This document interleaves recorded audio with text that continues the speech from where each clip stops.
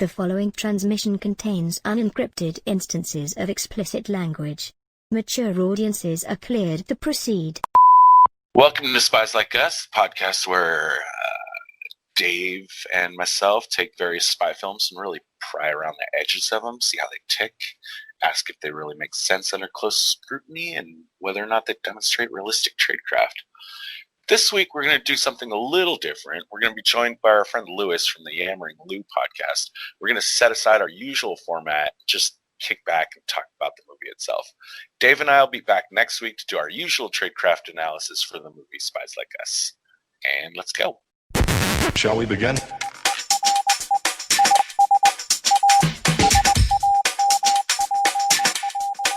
Let's begin. Beginning with 1978's Animal House, studios had consistently noted solid returns on modest-budget movies anchored by Saturday Night Live alumni. The budgets and ambitions of these comedies were carefully ratcheted up until 1984's Ghostbusters proved that SNL-based casting could deliver a true summer blockbuster. I'm Todd. And I'm Dave, and we like to talk about spy movies. Sometimes the exception proves the rule, and man, oh man, is this movie an exception. The only laughs here are the studio execs laughing their way all the way to the bank in this episode of Spies Like Us. I feel like I would like if we had some kind of like stupid bureaucracy above us that was like the Spies Like Us, of people getting in the way of our podcasting. I could blame somebody instead of just myself for not doing podcast episodes enough. I don't have anybody to blame. It's not fun. Who do you blame most for the debacle here? The spooks or the army? You mean the actual plot of the movie, or are you talking about sure. the crime of making the movie? Which one are you talking about? I'm jumping right into the plot real quick, but we'll get back to the crime of this movie. I'm not even sure exactly. It's a little confusing. The dudes in the glasses, the dudes in the suits, like the non-military guys. What were they supposed to be working for? The State Department? I wasn't clear exactly on exactly where they. I guess they did, right? Because they talked about giving them promotions, so that they seem to be in the same tier as Chevy Chase and them. I mean, the same like organization, right? Right. So in the wiki, I noticed that the wiki describes them as working for the Defense Intelligence Agency, the DIA, and there's not actually any reference to that directly in the film, except that is Pakistan where they first get dropped off? Is that right? Yeah. Well, okay. Their training isn't, but after training and they get deployed, yeah, it's Pakistan. Okay. Well, when the two Russians show up with their little, sweater thrown on the little yuppie uniforms and stuff, yeah, they identify themselves as DIA. So that does support the idea that the spooks, or the suits, as Lewis is describing, are in fact supposed to be of the DIA. I did some reading on them, and it's a very complicated, kind of wide-ranging branch of the intelligence services, but mainly their main job is to get funnel information up to the Secretary of State. All it makes me think about is if Dan Aykroyd's supposed to be, his character just jumps all over the place. It doesn't make any sense. Like he's a super smart guy, but then he can pick out like the guy's wearing an off Timex, but yet he can't tell that there's 5 cameras going up and that Frank Oz is looking right at him. That's cheating. That seems that doesn't seem consistent behavior to me. I'm sorry. What do you mean by the Frank Oz part? It's obvious that they're going to get caught cheating. The guy puts the cameras up. It wasn't even that subtle. It's like, oh, right. And then he's staring at them multiple times, and like Chevy, it's so bad. Like it's not even funny. Yeah. It's not even bad funny. It's just ridiculous. It makes no sense. Like, but yet he can tell the guy has a fake Timex from Russia, but he can't tell that he's going to be caught cheating. And why would he be helping him cheating? He doesn't know Chevy Chase. Like that doesn't make any sense. Why is he helping him in the first place? It doesn't. Yeah, nothing really makes sense. He kind of gets bullied into it a little bit. But I mean, at least the Chevy Chase makes sense what he's doing in there. He's just being ridiculous. But what Aykroyd doesn't make sense with his character, what he does in there. Yeah, it doesn't make any sense whatsoever. And the worst part of that is that, like, Dan Aykroyd wrote the script. I mean, he had help, but like, he couldn't even write his own character into like, I mean, obviously he wants these two guys, as a writer, he wants these two guys to kind of be like two misfits. I mean, it should be like a buddy cop movie, right? Like it should be like these two guys just don't work well together, and they have different skills. But like Chevy Chase is supposed to be like he's presented as to be as like maybe the guy, that he's lied all his way through high school. He's lied his way through his whole life. And his father was a diplomat and his grandfather was a diplomat. And so Chevy Chase should be like really good at just lying his way out of anything, right? Right. The premise is good. I think the premise of the movie is funny, but they just don't execute it with any of the jokes or plot or anything. Yeah. But the premise is good. Chevy Chase, going abroad and like making an ass of himself in front of dignitaries or ruining, like that's good. I just love how he's like still watching that movie while he's giving a press conference. Like he just I gotta find that movie and figure it out and watch. I thought that was a training at first, but I guess he was really doing that. At first, I thought that was a training exercise. It wasn't clear because he's so like ridiculous in the whole movie. I can't tell when it's like serious ridiculous or joking serious ridiculous. Yeah. So let's back up, take a breath, and make absolutely sure we're all talking about the same movie. It's 1985 Spies Like Us. Yeah. It's a contemporary film, by which I mean like, it's what we're supposed to see as the audience is happening in the same year that the movie comes out. That's 1985. That's Reagan era Cold War. What movie do you think this is most like? That's what I just thought of in like in the 80s. What others, even doesn't even have to be exactly a spy movie, but can you think of a movie that just that type of farcical? Well, Todd and I were talking about this last night. This is post Blues Brothers, and the studios wanted another Blues Brothers. It was supposed to be John Belushi instead of Chevy Chase, and it feels like they just made Blues Brothers again, but Spies. I mean, I would go with Stripes. Or like a Stripes, But you can imagine Chevy Chase, and I couldn't imagine Chevy Chase playing Dan Aykroyd's character or Belushi's character in Blues Brothers, right? It doesn't seem like it would work. Right, it wouldn't. That's kind of what they've done here. They tried to make it a Blues Brothers movie, but it wasn't. It's not even Blues Brothers, and it's not. And Dan Aykroyd wasn't a blues brother in the movie, and there's no John Belushi. Yeah. There's no John. I don't know if John Belushi would have improved it at all. I don't. I can't imagine. I mean, as bad as this film is, I can't imagine what a better version of this film. As much as I like John, I can't imagine him working in this at all.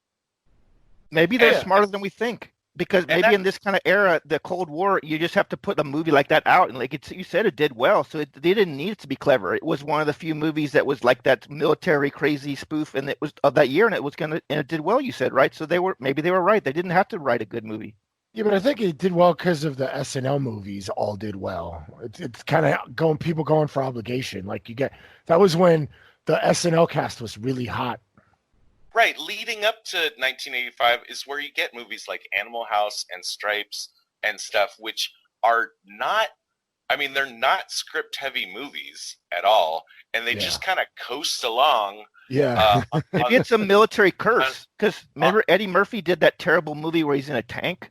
Maybe there's a curse of military movies for really funny people in the 80s. Oh, maybe. On Star Power, and we're talking about Bill Murray and Lewis before we started recording. We were talking about, like, for instance, Eddie Murphy. We were talking about people that can just be funny even if the script isn't funny, and that's true of Bill Murray. Yeah, that's true of Eddie Murphy. That's not true of Chevy Chase. Chevy Chase needs although he does get in his quips. Some of his quips are just even tiny things, like they're facing a bunch of ninjas and he's just like, let us go and I'll bring the sun back. I think he needs physical comedy. Like, I think this movie might have worked better if it wasn't involving like them out on the field. It was just like an office movie where he's just being an ass in the office and talking to different people and like spilling copy. Or like I think that was more of his. He's not a riding a horses guy driving.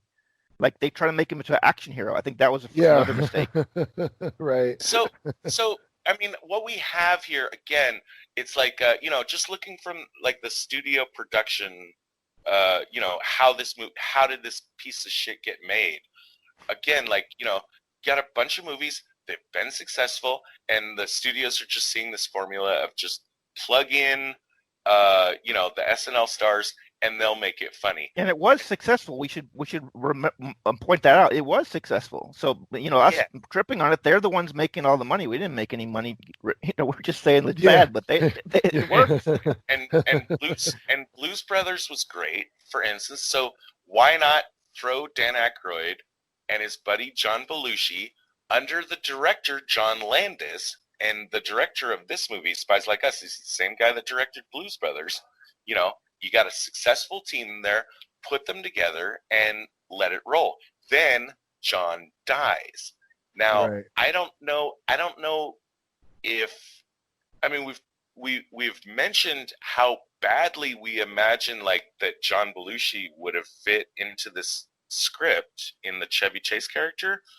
But let's take a breath and think that, well, maybe they had to highly rewrite the script and put a completely different character in. Like maybe Dan Aykroyd's original script, was based on having John as his foil, and so maybe it was just a rush to Patch rewrite it up.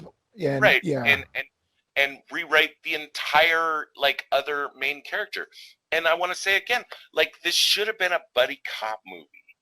It should have been like two guys that like, they, one of them goes one way, the other goes the other way, and that doesn't work until the end when they finally It's too figure frantic out. too, right?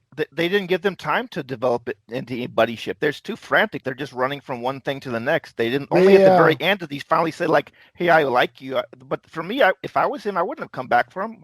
How would have you liked him that much to come back to save his life based on the 2 minutes that they were going doctor, and then running into like that doesn't make sense. Yeah. They wouldn't have been that good of friends. No, they wouldn't have. They were just kind of smashed together. And it's not like they were like besties. They just kind of fell in each other's laps. Like I completely agree with Lewis. Like there actually is nothing developed in this. Like I don't think there's a single character that really. It's all just kind of like here's a bunch of stuff that happens, and some like one-liner quips or something. Like haha, did you get it? Right. I think it did better. I think we'll come back to this, but I think it did less bad at the end. Do you guys know how? Okay, I wanna go into like basic Act 1, Act 2, Act 3 like structure kind of stuff. Do you guys know how buddy cop movies work? Did you know that they're basically romances? Yeah. But like a friend, like a bromance. Yeah. Right. So like Right. for instance, Lethal Weapon, for instance, great example. Structurally, it's a romance. A romance is a movie where the protagonist, usually you have one protagonist and one antagonist, but in a romance, the protagonist and the antagonist are the protagonist and the antagonist of each other. Right. And the only way that they can solve the problem of the story is when they finally realize like that they actually can get along and get together. And so that's what you have in like all kind of buddy cop movies. Murtaugh and Riggs. Right, Riggs and Murtaugh. At the beginning they're oil and water, but at the end they finally like click, and that's how they like win the movie. Right. And we don't get that here. No. And what about when Not you at all. add somebody? What's the formula for that? Like when they add Joe Pesci and he becomes, is that just more of the same kind of structure? When you add because when they start adding, they added him and then they added Chris Rock, so they like added to their little. Rene Russo, right? Yeah, and Rene Russo. Yeah. I think he's just an additional obstacle, but he might actually qualify as a nemesis as well. Right. But anyways, but back to like, okay, so yeah. Oh, it's also I also see here that John Landis he directed Aykroyd in the prelude and finale part of the Twilight Zone movie. You guys remember that? Oh, really? Oh, You guys remember like you want to see something really scary? You right. remember that, Lewis? Yeah, but which one? It's not the one where the guys goes back in time and he's which of the skits. I'm trying to remember which of the four it was. Right. It's none of the four. What it is, it's the casing. Before we get into any of the Oh, stories, okay. The intro, like, okay. right, and then at the very end, and that's what we see at the very beginning is Dan Aykroyd saying, "You want to see something really scary?" And then he like turns into a monster. And at the end of the Twilight Zone movie, I think it's where Lithgow is getting like carted off, like in an ambulance, and the ambulance driver turns out to be Dan Aykroyd, and he says again, like, Okay. see something really scary, and John Landis directed that part. Oh. As well. So, they all had a connection with each other. Yeah. They were all kind of buddies and stuff. Um, I did like that the Revenge of the Nerds guy was the training captain drill sergeant guy. He was the head of the Yeah, Lambda UN, Lambda. UN Jefferson. Yeah, he was great. I like him. Isn't It's this fun to see. isn't this the second time in our podcast, at least, that in recent memory that you brought up a Revenge of the Nerds character? Yeah, and sneakers. We had Poindexter, and now we have the Lambda fraternity head of the national fraternity or whatever. So it was kind of fun to see him. Uh, that actually was kind of fun. I liked the montage. I mean, it was kind of silly, but I got a laugh out of the airplane just falling. Like, like it was super silly training. It was just like, here, we're just gonna make a airplane. You're gonna sit in a cockpit, and we're gonna make the airplane fall face forward. Like, Oh yeah, I mean, that was kind of fun because it was so low tech, such a cheese ball training. You're just dumping like almost like a tin can airplane off of. I mean, it is a good laugh, but I wanted to put a pin on that. Like, I kind of felt like at that point in the movie, I had been like waiting so hard for a laugh that just like, just them like just smashing a fucking $1 million aircraft into the ground for no fucking reason was like, just like it just felt like a relief of tension laugh. oh yeah, Like, But it wasn't necessary. You could cut that out, and it Yeah. wouldn't change the movie at all if you didn't do the training. You wouldn't care if they did training or they said they were going to do training or they just said it and we didn't. It wouldn't matter. It's- that's true. Yeah, Nothing you could happened. cut a lot of Nothing stuff happened in out the train. and not Nothing change happened the in the movie. training where they learned anything. It was just kind of like slapdash. Oh, you're doing training. All right, you're going now.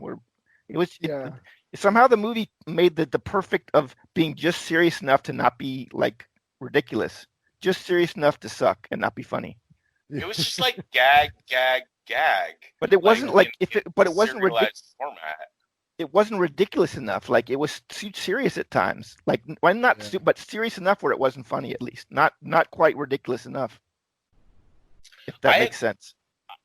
I absolutely agree, and I think that like on one of my on my last watch of the movie, and I think especially when I was looking at them fumbling around in the surgery scene in Pakistan, I was thinking like,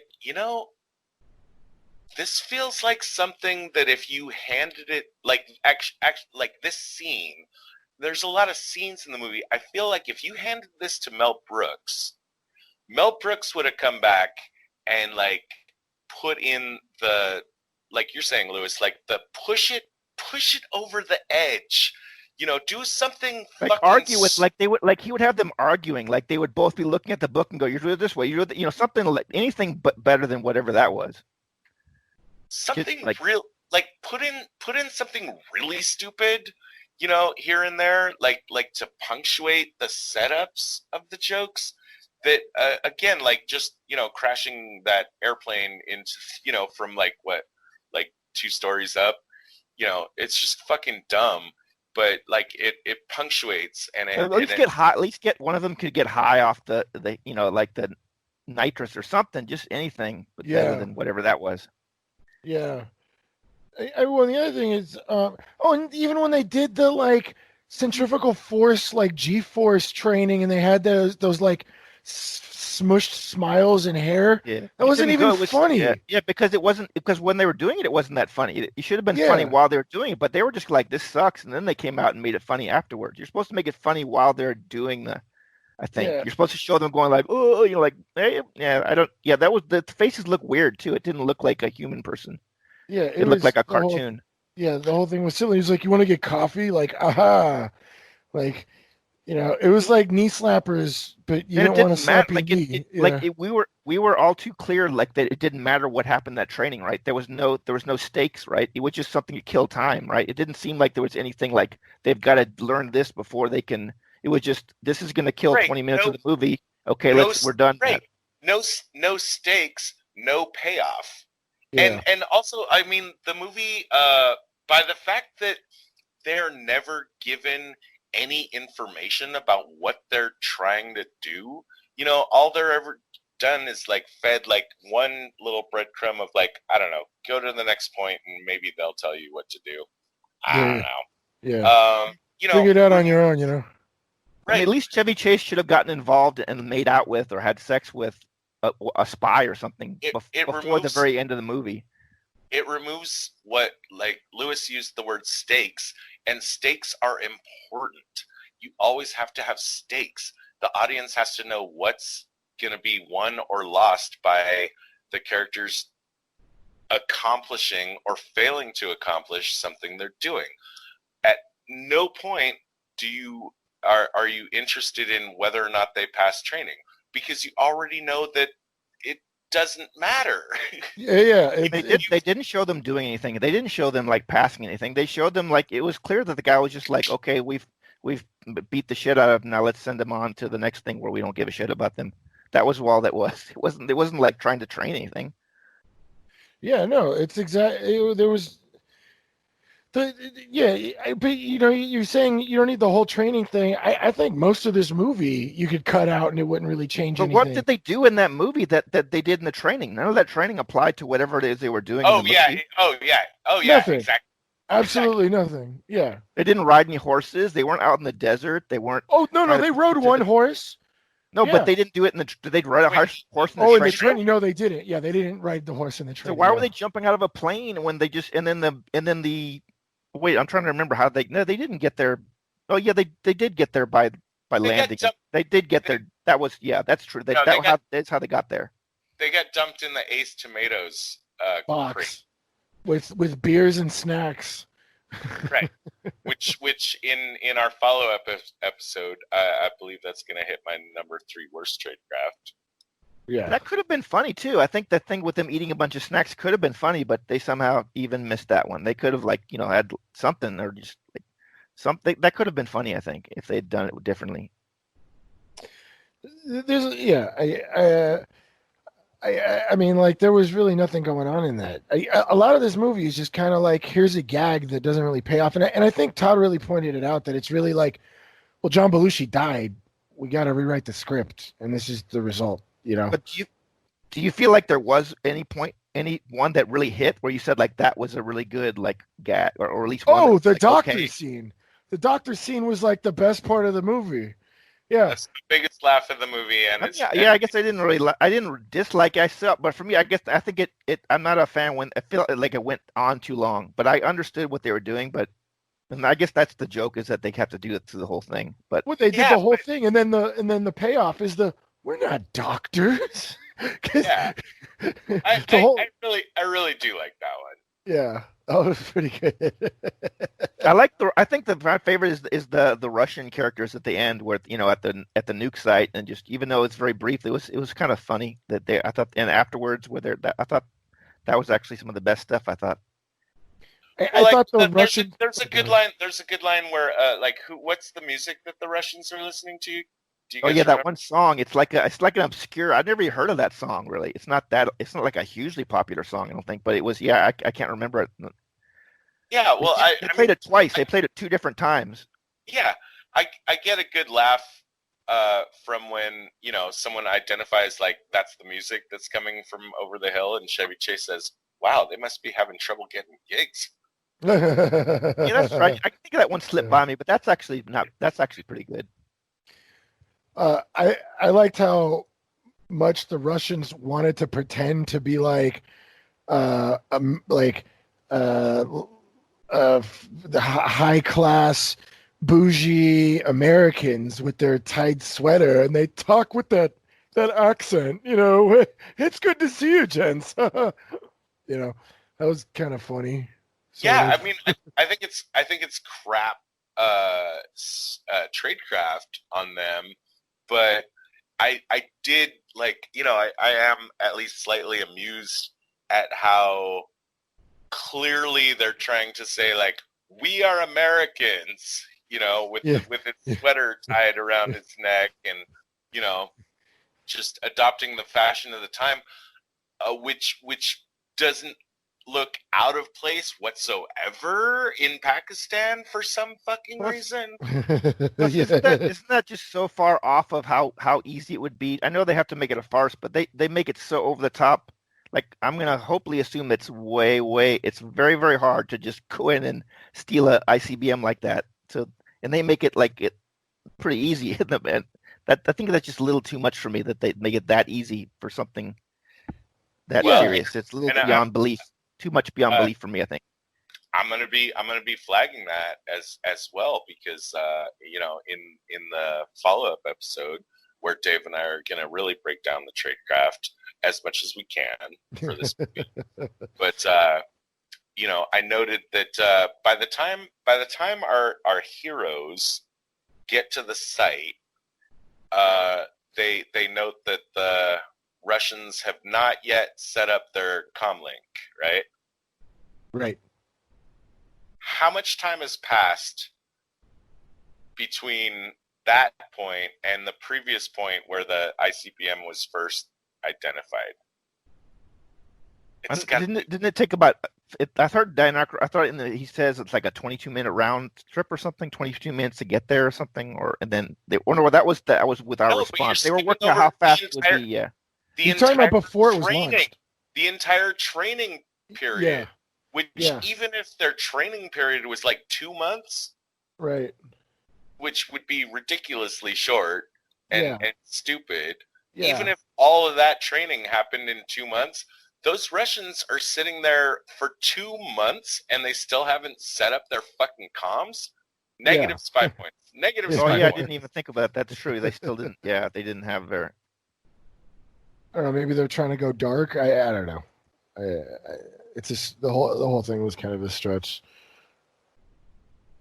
And I like Um, those kind of movies. I have a low bar for that, but it still couldn't cross it. I like the crazy general saying like, "Wow, we're just going to take over," and the ridiculous, Star Wars machine, and like those kind of Yeah. like. I like those kind of. I mean, Those are fun. What really bugged me though, and I know this is a comedy, but even in Stripes they didn't have something this silly, was the cabin gunfight. Like the Russians are inside the cabin with AK-47s shooting at a pile of chopped wood for fire, like firewood. it's like too much. It's like that was like too violent for this movie. Even though it wasn't that violent, it didn't go with that. That felt more Die Hardy than it did for this movie. Yeah, Not but what really, I'm but saying is there's closer to no it. way a pile of firewood would stop Oh yeah, AK-47s. that's true. Yet, Yeah, that is true. yeah, and yet we have Chevy Chase and Dan Aykroyd armed with low caliber submachine guns. Like they kind of looked like maybe Mac 10s or maybe, they weren't really Uzis. I don't know, but those are low caliber weapons. Those aren't rifles. Those are submachine guns. Those are going to shoot through a cabin, you know. Yet they like win, because America always wins. I guess I don't know, but like that was something that really bothered me. You know, Well, it's I want to say about that, and I'm not a firearms expert, but I did listen to a podcast once upon a time about the AK-47, and I think you're overrating the AK. The AK is much a noisemaker. It's a really shitty rifle. Yeah, but it's still a rifle. I mean, the North Hollywood shootout, they were armed with AK-47s. They shot through police cars. The only thing that stopped the rounds was like the engine block. But it was going through the doors. Like, I don't know if maybe I don't know the physics of it, but think of it. It's not a uniform. It's just a bunch of wood. Maybe in reality it works because the bullet gets ricocheted so much that you can't ever have any aim. You know, it'll go through, but it's not going to go where you. But if they're spraying that many though, yeah, you should get hit though. If they're spraying like 200 they could have gotten hit once. You know, Yeah. they didn't get hit once, and there's what, 3 guys firing at them. You know, but I'm not sure about. I mean, maybe it does. Maybe the wood ricochets the bullet and it doesn't go through. I don't know. Maybe it doesn't go through. I'm not really. I mean, I have no idea really.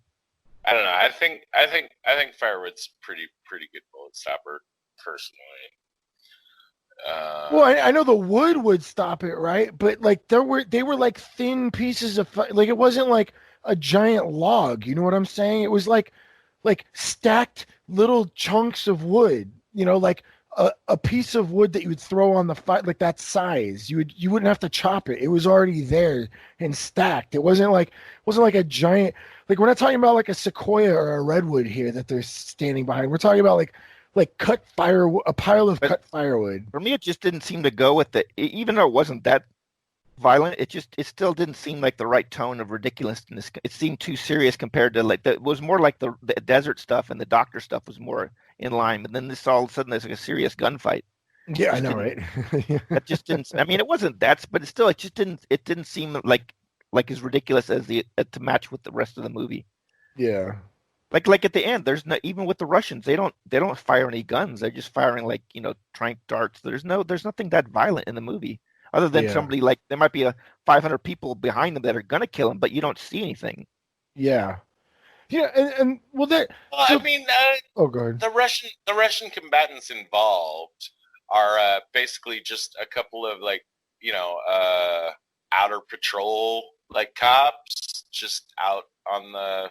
You know, I mean, they're not special forces by any means. Right. They're just like the guys. You think that might be like that? Driving a car around the northern edges of Turkmenistan. You think that's realistic then? The Russians that would guard that at that level would be like scientist types, and they would just have the military out the perimeter, and those guys wouldn't have to be like military because they guard it much more like they wouldn't. Nobody should get anywhere near that missile. No, I'm saying like that border is like where you send your worst cops.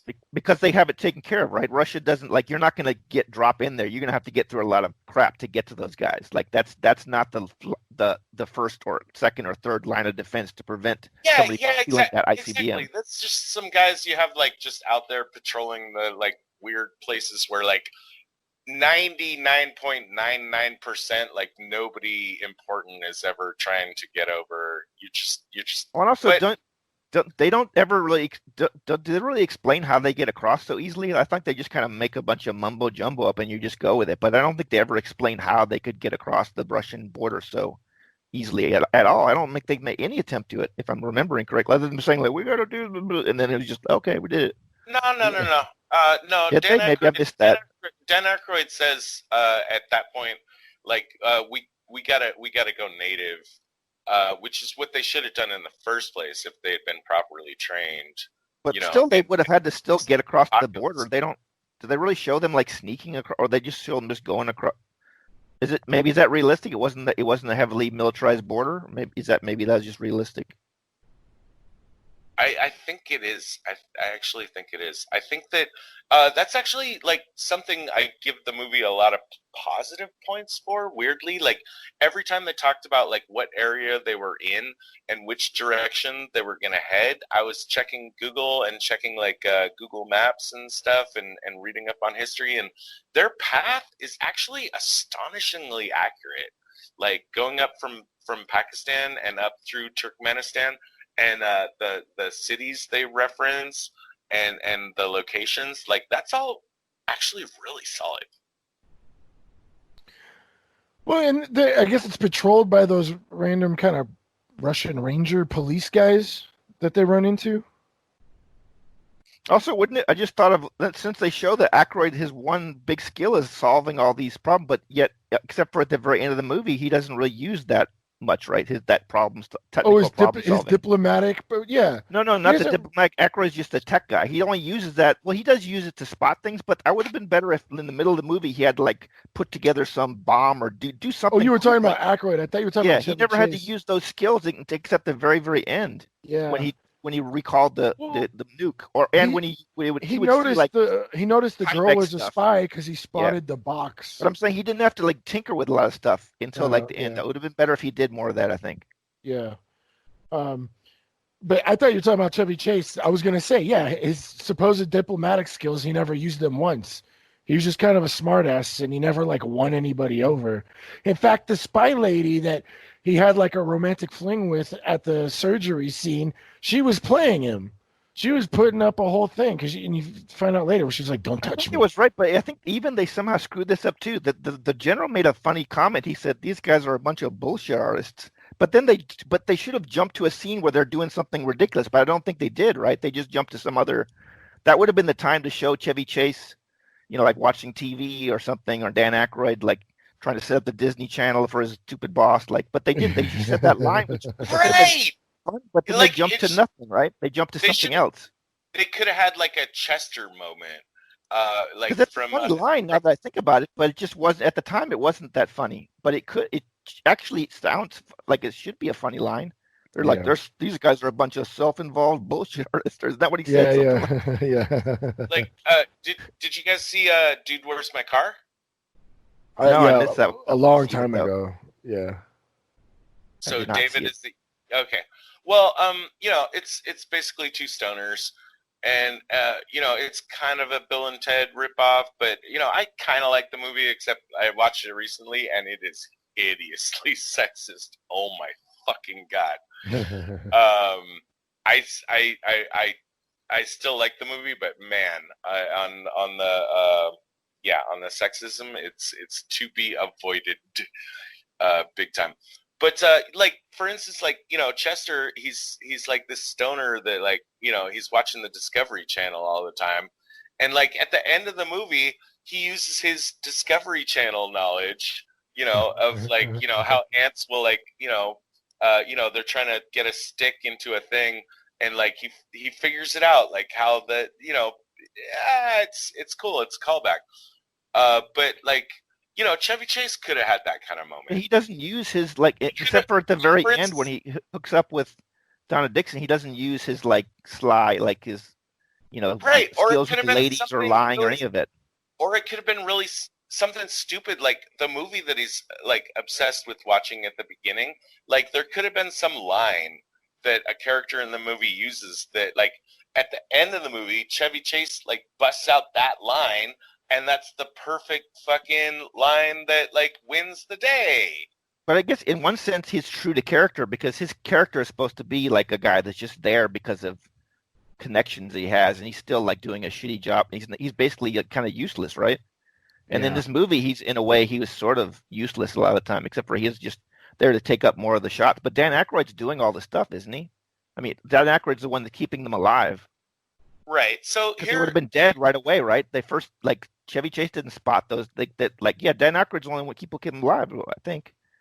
so here's a great segue for me to mention that on reading up about this movie, like it's supposed to be an homage to the road movies with Bob Hope and Bing Crosby, and in exactly the same way we're talking about, like Bob Hope in those movies is the guy that actually does everything, and Bob Hope is the Dan Aykroyd character. Now, in these movies, they're not spies; they're con men, right? But it's always Bob Hope that's like coming up with a plan, figuring everything out, and moving the plot forward. And it's always Bing Crosby that's just like this, like poonhound, sexy guy that's just like just following along and like always getting the girl at the end. Right. And there were 7 of those films. They were hugely popular. They've been referenced in like a lot of pop culture. Like after this, like Family Guy did a whole series that was like based on these. I think probably using the Stewie and the dog character, probably. Brian. Yeah, Yeah. they tend to do adventures like that. Yeah. Where they go Right. back in time or whatever. That's a Stewie and Brian kind of thing. Yeah. Yeah. Right. But yeah, I mean, there's a huge amount of references to those kind of movies, but so you can see that was kind of what they were modeling after. And keep in mind, like that's what explains the Bob Hope cameo, which if you don't get this movie as a reference to those old movies, the Bob Hope cameo makes no sense whatsoever. Yeah, none. Yeah, I totally didn't get it. Yeah. I just thought it was another. I'm just was adding up the number of very funny people in this movie that didn't do funny things. That's was just number 3. Right? Yeah. Yeah. Bob Hope, he's there for 5 fucking seconds. Yeah. But Glad I'm not sick. Yeah. That's what I'm saying. All these gags are like knee slappers, but they're not funny, so you don't even really want to slap your knee. It's And at least like the guy in his office is like the dick that nobody likes. Like at least something like bad should have happened to that guy. That would have been funny, but no, they didn't even give us that, did they? He's like yeah. he's the guy with Chevy Chase, like you better study, and he's like the only thing that happened to him is it made it sound like he farted. But I mean, something yeah. more Chevy just like looked at something him like, yeah. Chevy Chase should have somehow screwed him over when he became a GL-20 and done something, and Dan Aykroyd should have got revenge on his boss. That would have been at least kind of satisfying. Why didn't they do that? You're correct. Like at the end of the movie, like maybe just walk past those two guys Because they're GL-20s, right? They're way above whatever Yeah. their old bosses were. Yeah. Right. And they're like heroes. How come they didn't have they should have been more like the hero shot? Well, I guess that was them at the end with the arms control, arms dealer. I mean, arms like negotiation. But it didn't seem like enough of a hero moment. I think they needed more of a hero moment. Like in Star Wars, they get maybe not that epic, but something like that. They didn't get that because they did save the world. Yeah. Maybe the one thing we could talk about is, like I said, it wouldn't have to be that long, but that I read in the notes because I was watching on Amazon. They have little notes on the side that the original ending for the movie, believe it or not, was supposed to be dark, like the world coming to an end. And when I saw that, I was like, yeah, what? we didn't even talk about that. How could that be? Like that would make no sense. Yeah. Could you imagine this movie ending with the world coming to an end? How would you feel? You'd be like, what the? Then you'd actually be angry, I think. You'd be like, I'm angry. This movie was just a run-of-the-mill shitty movie, but now I'm angry. Yeah. I mean, I thought it would be funny if they did that, but it would have made the movie worse, and it's already pretty bad. But I don't know. It was just I was reaching quite a bit just to even say anything interesting about the movie. They actually test marketed it, and surprise, surprise, the audiences didn't like the bad ending, so they changed it. Like, why do you need a test audience for that? To know that? Well, it was like they were trying to reach out for a little bit of Strangelove, but again, like the stakes just felt so. I don't know. Like I guess I understood that a nuclear weapon in the United States, that's bad, but there's no direct connection between that bad thing and our characters that we're supposed to care about.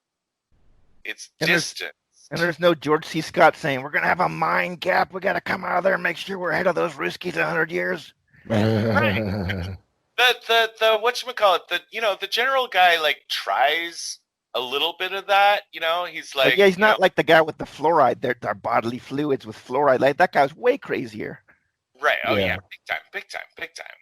I mean, and there's no Slim Pickens riding the nuke. You don't have Slim Pickens riding a nuke. That's a big loss. There is no line about a weapon, an unused weapon is a useless weapon or something like that.